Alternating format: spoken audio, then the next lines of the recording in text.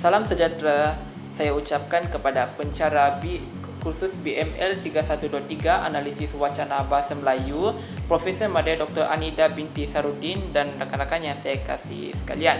Baiklah, saya memperkenalkan diri saya. Nama saya Gerald Jonis, bernombor kad metrik di 201810824343, merupakan pelajar Jasa Sarjana Muda Pendidikan Kesusastraan Melayu daripada Jabatan Bahasa dan Kesusastraan Melayu Fakulti Bahasa dan Komunikasi. Saya merupakan pelajar daripada kumpulan kuliah A. Jadi, hari ini saya akan membuat pembentangan tajuk tugasan individu, iaitu tahap pemahaman murid dalam menjawab soalan kertas 1 Bahasa Melayu Sijil Pelajaran Malaysia SPM.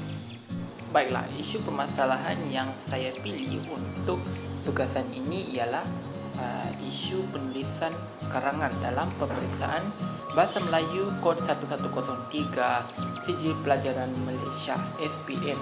Jadi, dalam isu PDP atau pengajaran dan pembelajaran mata pelajaran Bahasa Melayu, saya fokuskan kepada pelajar-pelajar sekolah menengah atas, iaitu tingkatan 4 dan tingkatan 5. Baiklah, sedikit huraian tentang isu permasalahan ini. Dalam fokus penulisan karangan ini, apa yang saya boleh dapat ceritakan melalui PDP sekolah menengah dalam mata pelajaran Bahasa Melayu menengah atas dalam peringkat tingkatan 4 dan tingkatan 5, setiap kali guru-guru memeriksa karangan yang dihasilkan oleh pelajar, didapati hanya pelajar yang menulis dengan baik. Bermaksud ada sebahagian saja yang pelajar dapat menguasai penulisan karangan tersebut dengan baik. Jadi ada sebilangan lagi pelajar yang menulis tanpa arah dan tersangkut-sangkut. Jadi apa yang dimaksudkan itu ialah karangan tu bukanlah satu karangan yang itu tidak baik atau menyimpang daripada soalan, masih menepati soalan tetapi ada kalanya tidak berkaitan. Itu yang dimaksudkan dengan menulis tanpa arah dan tersangkut-sangkut. Maka markah yang dikerap peroleh oleh golongan ini juga adalah berada di sekitar kategori sederhana, iaitu bermaksud pelajar ini dapat menulis karangan tersebut secara sederhana, maka dikategorikan pelajar tersebut adalah kategori pelajar sederhana. Antara masalah yang timbul dan dapat dikesan secara amnya dalam penulisan karangan Bahasa Melayu ialah apabila ada situasi pelajar-pelajar ini mempunyai idea yang baik dalam mengupas sesuatu tajuk, tetapi apabila mereka menulis idea atau menghuraikan idea tersebut yang ingin disampaikan, maka ia sangat tidak jelas. Selain itu juga, gaya persembahan mereka menggunakan bahasa pasar dan ayat tergantung, menyebabkan pemeriksa atau guru sangat sukar untuk menilai isi yang dihuraikan dan cara untuk menghuraikan melalui gaya persembahan pelajar tersebut. Jadi kita harus tahu bahawa tidak semua pemeriksa atau guru itu mengikut rentak sendiri. Bermaksud guru mengadaptasi dengan pelajar dari segi komunikasi seharian. Ada juga antara mereka yang tidak berapa faham, maka mungkin pelbagai tanggapan atau penandaan yang dibuat terhadap karangan yang dihasilkan oleh pelajar tersebut. Jadi melalui maklum balas yang diberikan oleh pelajar, mereka bukan saja tidak mempunyai idea menulis, tetapi diganggu oleh penulisan yang ada kalanya tersangkut kerana mereka tidak tahu mengembangkan idea selain terhad untuk memanipulasikan perkataan menjadi ayat yang gramatis.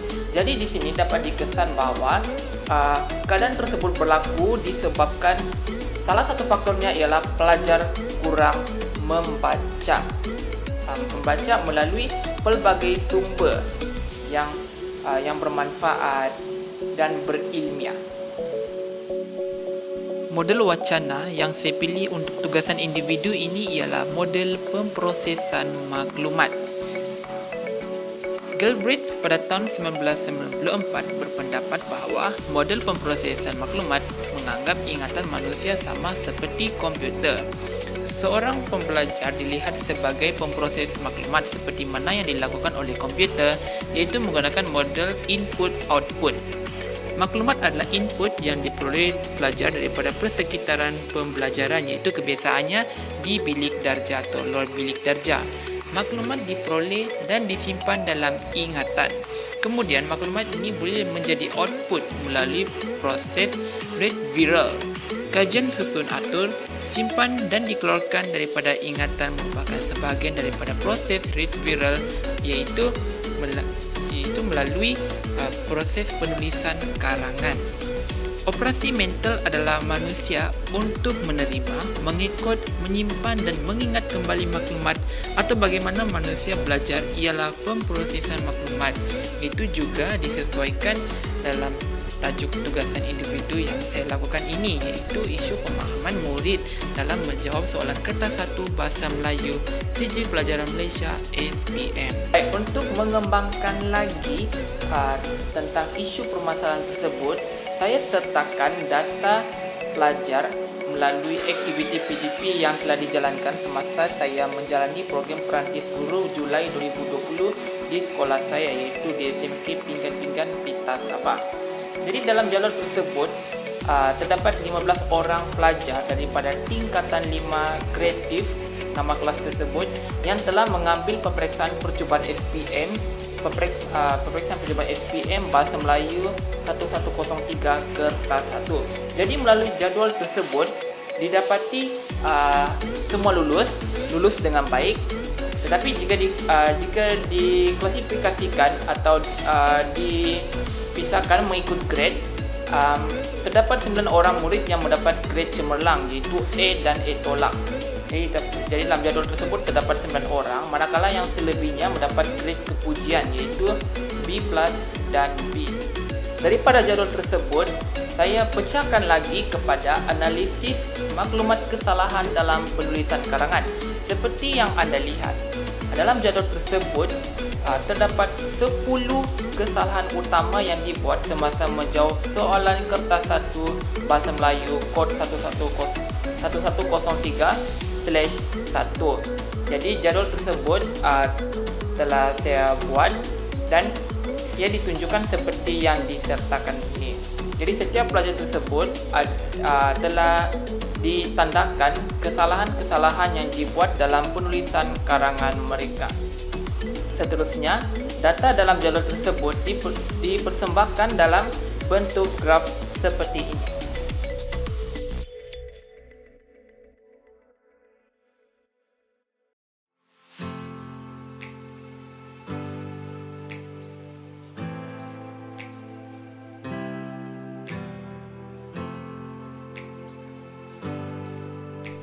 Model pemprosesan maklumat dalam pengajaran dan pembelajaran PDP mata pelajaran Bahasa Melayu menengah atas dibagikan kepada 3, iaitu enaktif, ikonik dan simbolik. 3 tahap ini perlu diterapkan oleh guru dalam melakukan proses bimbingan dan penulisan karangan. Terlebih dahulu, guru perlu ambil tahu mengenai sifat dan kebolehan setiap pelajar dalam penulisan karangan, kerana setiap pelajar mempunyai sifat dan kebolehan yang berbeza-beza. Proses penulisan karangan dibagikan kepada 4 peringkat, iaitu yang pertama, memilih tajuk dan menganalisis soalan, merangka karangan, menulis karangan dan menyemak karangan yang dihasilkan. Bagi mengatasi masalah murid yang lemah menulis karangan dalam mata pelajaran Bahasa Melayu, terdapat 2 pendekatan yang boleh saya cadangkan, iaitu yang pertama, pengenalan model karangan untuk dibaca. Kebiasaannya, model karangan ini adalah dihasilkan oleh guru-guru cemerlang dari pelbagai sekolah di negeri maupun di peringkat kebangsaan. Kedua ialah guru perlu mengajar murid untuk membimbing menulis karangan dengan menggunakan pendekatan 5W&1H, iaitu persoalan-persoalan yang boleh digunakan untuk mengembangkan idea dalam menulis karangan. Biasanya apabila guru memberi sesuatu tajuk untuk buat karangan, maka terlebih dahulu guru menentukan tema, kerana tema merupakan perkara atau idea utama. Masalahnya dalam karangan, murid-murid tidak membuat perancangan untuk menulis karangan. Murid terus menulis dan mengarang tanpa ada perenggan pengenalan, perenggan isi dan perenggan penutup. Baik, seterusnya saya akan menerangkan serba sedikit tentang aplikasi digital yang boleh digunakan oleh guru dan murid dalam PDP Bahasa Melayu. Jadi seperti yang ditunjukkan di sebelah ini, aplikasi ini ialah aplikasi karangan cemerlang SPM. Jadi serba sedikit tentang aplikasi ini. Ia dibangunkan oleh username yang bernama Teacher Has. Tidak dipastikan nama penuh guru tersebut kerana tidak disertakan nama penuh dalam aplikasi Google Play Store di telefon pintar. Jadi aplikasi ini boleh dimuat turun oleh guru dan pelajar di aplikasi Google Play Store di telefon pintar masing-masing. Apa fungsi aplikasi karangan cemerlang SPM ini? Baiklah, aplikasi karangan cemerlang SPM ini membantu pelajar yang menghadapi masalah dalam membuat karangan, terutama bagi pelajar yang akan melalui peperiksaan siji pelajaran Malaysia SPM Bahasa Melayu 1103 kod, iaitu pelajar-pelajar tingkatan 5 atau calon SPM. Aplikasi ini akan dikemaskini setiap tahun, iaitu setiap kali berlakunya pertukaran tahun siji pelajaran Malaysia atau SPM. Aplikasi ini menyediakan platform forum khas untuk pelajar berkongsi ilmu, idea dan masalah untuk diselesaikan bersama-sama, sekaligus akan membantu forum itu perkongsian itu untuk dijadikan sebagai idea dalam menjawab soalan penulisan karangan. Aplikasi ini juga menyediakan peribahasa serta maksudnya untuk memudahkan pelajar membuat karangan. Jadi peribahasa ini boleh dikatakan sebagai penyedap ataupun boleh dijadikan sebagai salah satu sisi dalam membuat gaya persembahan idea mereka untuk menyenangkan lagi pemeriksa untuk memahami dan seterusnya memberikan markah yang baik terhadap penulisan karangan tersebut. Jadi karangan yang disediakan dalam aplikasi tersebut ialah karangan-karangan cemerlang dalam segi pelajaran Malaysia ataupun SPM. Terdapat 12 ciri-ciri aplikasi karangan cemerlang SPM, iaitu yang pertama, terdapat lebih daripada 40 karangan cemerlang SPM yang disediakan oleh guru-guru cemerlang yang mengajar mata pelajaran Bahasa Melayu.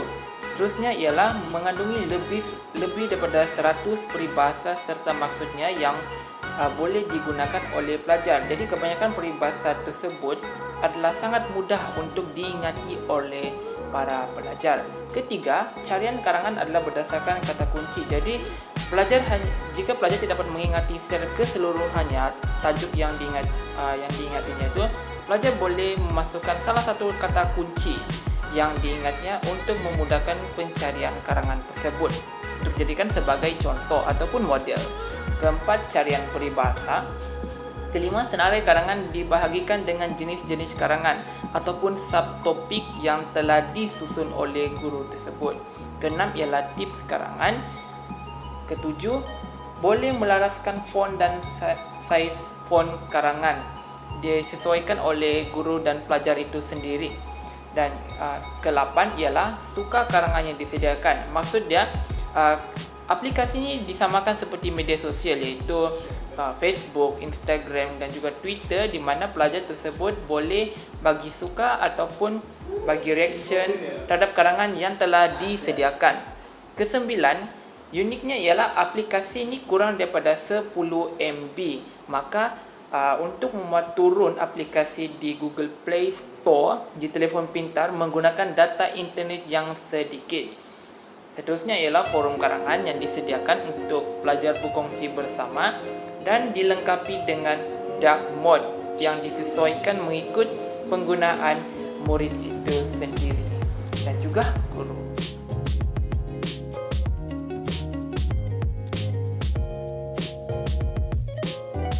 Dalam pengajaran dan pembelajaran penulisan karangan, aplikasi ini digunakan sepenuhnya, memandangkan pada masa ini adalah waktu PDPR.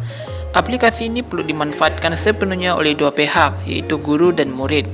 Walau bagaimanapun, model PDPR yang dibangunkan oleh guru sendiri, iaitu melalui hard copy, masih boleh digunakan mengikut situasi keupayaan atau situasi capaian internet murid di tempat masing-masing. Adalah lebih baik jika digabungkan model PDPR dengan aplikasi karangan SPM.